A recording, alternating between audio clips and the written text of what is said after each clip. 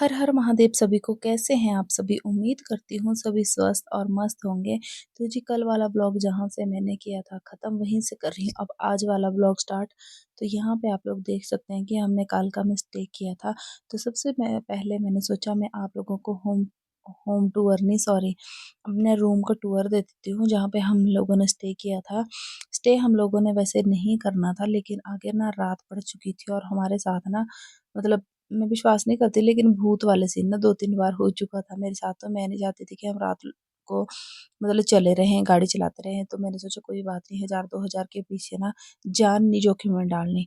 और ये जो मैंने भूत वाली बात आप लोगों को सुनाई ना, अगर आप लोग ये वाली बात ना पूरी सुनना चाहते हैं तो मुझे ज़रूर कमेंट करें, और मैं नेक्स्ट टाइम आप लोगों को वो वीडियो बना के दूँगी कि हमारे साथ 2-3 बार क्या हुआ था रात के टाइम में, मरने से बचे थे। उसके बाद कान के साथ हाथ लगाए हैं कि पैसा ज़रूरी नहीं है, अपनी जान बहुत ज़्यादा ज़रूरी है।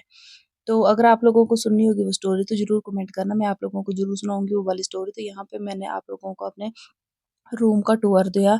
तो यहाँ पे देख सकते हैं आप, बहुत अच्छा था रूम, और हम लोग आ चुके थे यहाँ पे। और उसके बाद रूम तो मतलब पूरा देख ही लिया, और पिछला ब्लॉग आप लोगों ने देख लिया होगा।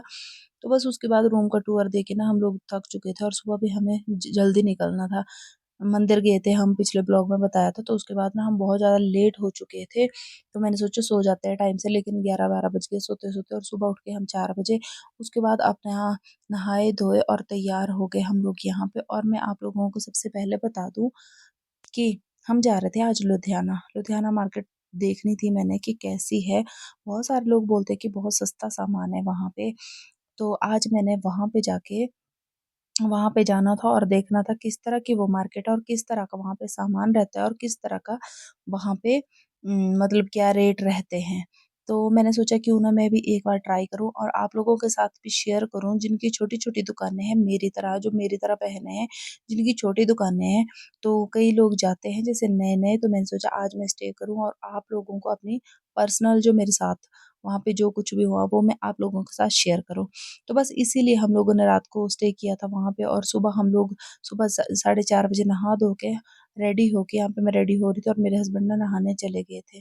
तो बस एकदम से यहाँ पे रेडी हुए हम लोग, और कंघी वगैरह, बाल धोए नहीं, मन कर रहा था बाल धोने को लेकिन मैंने नहीं धोए। सुबह-सुबह हस्बैंड ने बोला कि ऐसा ना हो कि ठंड लग जाए तुझे, तो तू रहने दे। और बाल मेरे ना काफ़ी गंदे थे क्योंकि हम लोग ना अचानक ही हमारा प्रोग्राम बन गया था जाने का। तो जिस दिन हम लोग गए उस दिन था वीरवार, तो मैंने नहीं वॉश किए। तो मैंने बोला चलो कोई ना, मैंने कौन-सा, मतलब, शादी में जाना है। तो बस यहाँ पे ना हम लोग 5 बजे से पहले-पहले लगभग निकल चुके थे, लेकिन बाहर बहुत अंधेरा था तो मैंने ब्लॉग नहीं बनाया, लेकिन आगे का थोड़ा बहुत मैंने ब्लॉग बनाया। मैंने बोला कि सड़क का ब्लॉग क्या बनाना, सड़कें तो एक जैसी दिखती है नीचे की। तो यहाँ पे हम लोग पहुँच चुके थे लुधियाना। लुधियाना में आके ना मेरा ये नहीं था कि मुझे सामान ही ले जाना, मुझे सिर्फ चेक करना था कि किस तरह का है, क्योंकि कहते हैं ना कि वूलन कपड़ा लुधियाना में बहुत ज़्यादा सस्ता मिलता है। तो मैंने सोचा मैं ट्राई करूँगी, अगर मुझे सही लगा तो मैं कुछ सामान लेके आऊँगी। लेकिन मैं अपनी पर्सनल सारी बातें आप लोगों के साथ शेयर करूँगी कि किस तरह का हमारा टूर रहा। तो यहाँ पे ना सारी मार्केटें घूमी मैंने, लुधियाना की जितनी भी थी। गांधी मार्केट थी, दाल मार्केट थी, चावल मार्केट थी, मतलब जितनी भी मार्केट थी, क्योंकि मैं ना ये पहले ही यूट्यूब से सारा सब कुछ सर्च करके और एक लिस्ट बना के गई थी कि मुझे कहाँ-कहाँ, क्या-क्या देखना है और किस तरह की दुकानें हैं, जो भी है, जितनी भी हैं। तो मैं सारा, मतलब, यूट्यूब से एक लिस्ट बना के गई थी कि मुझे देखना है और दुकानों के में प्राइस का पता करना है, जो भी है। लेकिन पर्सनली मैं आप लोगों को बता दूँ कि लुधियाना, जो हमारी तरह जो छोटे हैं ना दुकानदार, वो कभी भी लुधियाना मत जाना, सच्ची बोल रही हूँ। और जाना होगा तो किसी नोन को लेके जाना, जिन्होंने यहाँ से पहले शॉपिंग करी हो, कुछ दुकानों का यहाँ पे आप लोगों को पता हो, जानकारी हो दुकानों की, उन्हीं के पास आप लोग जाना, उनके साथ जाना। मतलब जो पुराने कोई दुकानदार होंगे, लेकिन पुराने कोई भी दुकानदार हमारे साथ जाने को तैयार नहीं होते, क्योंकि उनको ऐसा लगता है कि ऐसा ना हो ये इनका काम ज़्यादा चल पड़े और हमारा कम चल पड़े। कोई होगा 100 में से 1 आधा जो हमारे साथ जाने को तैयार होता है, लेकिन नहीं मुझे पता है, ना ही कोई जानकारी हमें देता है कि कौन-सी दुकान सही है और कौन-सा बाज़ार सही है। तो इसलिए मैं तो पर्सनली आप लोगों को बोल रही हूँ कि मुझे देखो, मैंने अम्बाला में विज़िट किया, मैंने लुधियाना में विज़िट किया, तो पर्सनली मुझे ना अम्बाला बहुत अच्छा लगा, बहुत ज़्यादा अच्छा, जो हिमाचल वाले जितने भी हैं। और लुधियाना ना मुझे कुछ ख़ास के मुझे पसंद ही नहीं आया, और पसंद इसलिए नहीं आया कि देखिए मैं ना गर्म सूट लेके आई हूँ, सारी वैरायटियाँ लगभग जो नया अभी निकला था, तो मैं करवा चौथ से पहले से ले 2-3 बार मैं अम्बाला से लेके आई हूँ माल। तो वही चीज़ है, सबसे पहले तो मैंने सोचा कि चलो ले लूँगी, तो मैं गई थी मन बना के, ऐसे मैंने बोला ज़्यादा नहीं लेकिन थोड़ा बहुत मैं लेके आऊँगी, क्योंकि देखो नई जगह से कभी भी हमें माल उठाना है ना, तो सबसे पहले तो कपड़े का हमें पता होना चाहिए कि कपड़ा किस तरह का है। और कपड़ा अगर खराब आ जाए, हमने बहुत सारा कपड़ा लिया और कपड़ा खराब हो जाए ना, फिर टेंशन रहती है, कस्टमर जो है वो बिगड़ जाते हैं। तो मुझे वही सब चेक करना था यहाँ पे। और यहाँ पे ऐसा है ना कि कोई भी कपड़ों के जो मतलब मार्केट है ना, वो एक साथ नहीं है, बीच-बीच में कहीं किसी चीज़ की दुकान है, कहीं किसी चीज़ की, जैसे अम्बाला में और अमृतसर में ना एक जगह सूट है, तो वहाँ सूट की 100 डेढ़ 100 दुकानें होंगी। तो लुधियाना में इस तरह का कुछ भी नहीं लगा मुझे, बल्कि जितनी मैं लिस्ट बना के गई थी ना सभी मार्केट्स की, उससे भी ज़्यादा मार्केट ना हमने घूमी। और ऑटो तो हमने सिर्फ़ ये जो वीडियो बनाया है ना, सिर्फ़ यही ऑटो में मैंने वीडियो बनाई। और ज़्यादा मैंने पता है वीडियो क्यों नहीं बनाई, क्योंकि मुझे बहुत सारे लोगों ने वहाँ पे बोला था, जिन-जिन की मैं दुकान में गई थी, कि मैम आप कैमरा लेके मतलब ऐसे मत चलो, कोई मतलब किसी ने खींच लिया ना आपका फ़ोन तो आप ढूँढ नहीं पाओगे फिर, और पता नहीं लगेगा और फ़ोन खो जाएगा आपका। तो बस यहाँ से मैंने ऑटो से ना दोनों हाथों से कस के फ़ोन पकड़ा था और एक वीडियो बनाई थी। तो हाँ, मैं बोल रही थी कि क्यों नहीं लेना चाहिए सामान, तो मैं आप लोगों को बता दूँ, मैंने कम से कम 10 दुकानें विज़िट करी। और जो दुकान मैं मतलब मेरी दुकान में माल पड़ा था ना, जो कपड़ा मैं लेके आई हूँ अम्बाला से, वही उन्होंने सोचा कि नए-नए, उन्होंने पूछा भी, वो तो ना मतलब शक्ल से पहचान जाते हैं कि ये पहाड़ के लोग हैं, हिमाचल के लोग हैं और फर्स्ट टाइम यहाँ पे विज़िट कर रहे हैं। क्योंकि वो उनकी नज़रें इतनी फ़ास्ट होती है ना बड़े-बड़े व्यापारियों की, वो उनको पता लग जाता है हर चीज़ का। मतलब दूर से पहचान लेते हैं कि हिमाचल के लोग हैं और फर्स्ट टाइम आए हैं। तो जैसे ही मैं अंदर गई, दुकानों में गई, 8, 10, 12 दुकानें मैंने विज़िट की। अंदर गई दुकानों में और माल देखा, तो सबसे पहले मैंने वो माल देखा। देखो मुझे तो पता था कि मेरे पास वो माल पड़ा हुआ है, तो मैंने जानबूझ के ना सबसे पहले उनसे बात करी कि मुझे प्राइस, जैसे मतलब वो दिखा रहे थे तो मैं प्राइस भी साथ-साथ में पूछ रही थी कि ये प्राइस कितना है विदाउट जीएसटी और विद जीएसटी।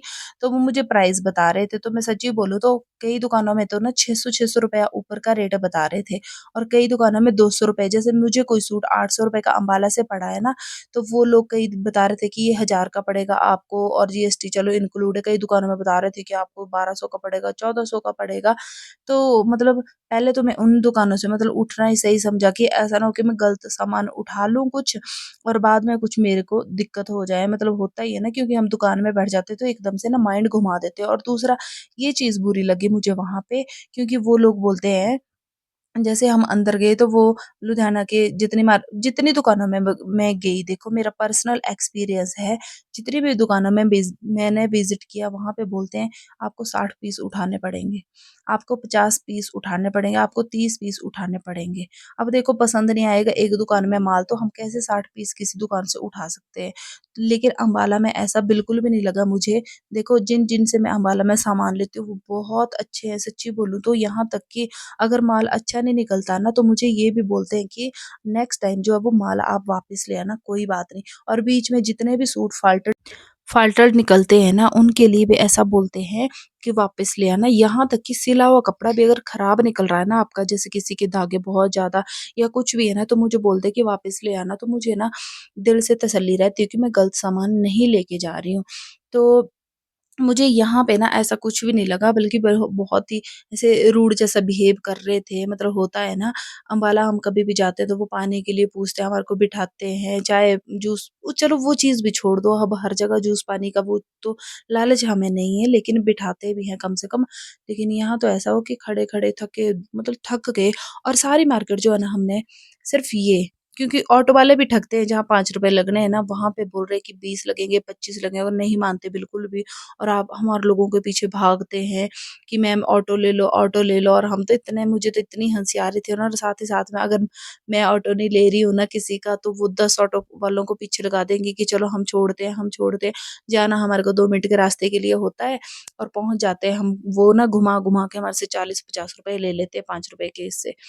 तो बस मुझे ना बिल्कुल भी अच्छा लुधियाना नहीं लगा मार्केट के हिसाब से, और मैंने सच्ची बोलूँ तो मैंने पैसा बिल्कुल भी वेस्ट नहीं किया। क्योंकि फिर मैं गई, देखो सूट की बात भी होगी, सूट के साथ मेरे साथ बहुत ठगी हुई, सच्ची बोलती हूँ मैं। और सोचो आप लोग, अगर मेरे पास वो पीस नहीं पड़े होते ना, तो मैं कैसे, मतलब कैसे पता लगाती कि ये जो है ना महँगा दे रहे हैं। तो देख ली आप लोगों ने वीडियो कि क्या-क्या हुआ और कैसे-कैसे हुआ। तो अभी तो फ़िलहाल हम लोग घर पहुँच गए हैं।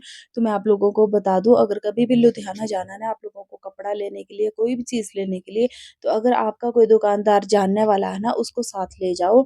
अदरवाइज़ आप लोग बहुत भटक जाओगे। मैं तो मतलब मैं भी भटकी हूँ ऐसा नहीं है, पर मैं यूट्यूब से सारे लिस्ट बना के ले गई थी कि मुझे कहाँ-कहाँ जाना है और कौन-कौन सी मार्केट है। वहाँ पे एक ही मार्केट नहीं है, बहुत बहुत ज़्यादा मार्केट है यहाँ, हर मार्केट का अलग-अलग नाम है। तो मैं सारी लिस्ट बना के गई थी कि मुझे कहाँ-कहाँ जाना है। और जैसे वहाँ पे गए तो ऑटो वाले भी बहुत ज़्यादा मतलब पीछे पड़ जाते हैं, यहाँ छोड़ आते हैं, यहाँ छोड़ आते हैं, और ना वो आपको ठिकाने पे फिर नहीं छोड़ते। पैसे पूरे ले लेते हैं, पूरे नहीं ज़्यादा ले लेते हैं, और ठिकाने पे फिर नहीं छोड़ते हैं। और जिस गली में जाना हो तो उस गली के स्टार्टिंग में आप लोगों को छोड़ देते हैं और भाग जाते हैं। उसके बाद हमें नहीं पता होता कि हमें कहाँ जाना है। तो मैंने तो क्या किया था कि जैसे मुझे कोई मार्केट जाना था, तो मैं अपना फिर गूगल पे मैप लगा के अपना आराम से वहाँ तक पहुँच रही थी। और हम लोगों ने ज़्यादातर जो है ना लुधियाना को पैदल ही विज़िट किया। क्योंकि ऑटो में जाके कोई फ़ायदा नहीं था, दुकानें जो दिखनी थी वो तो पैदल ही दिखनी थी। और शाम तक हमारे इतने बुरे हाल हो गए थे ना, हाथ-पैर इतनी बुरी तरह से, देख सकते हैं आज मतलब सूजे हुए हैं मेरे हाथ-पैर बुरी तरह से। तो पर्सनली एक्सपीरियंस यही रहा, अकेले कभी मत जाओ। और मुझे बहुत ज़्यादा वहाँ पे मतलब ठगने की कोशिश की जा रही थी, ये सच्ची बात है।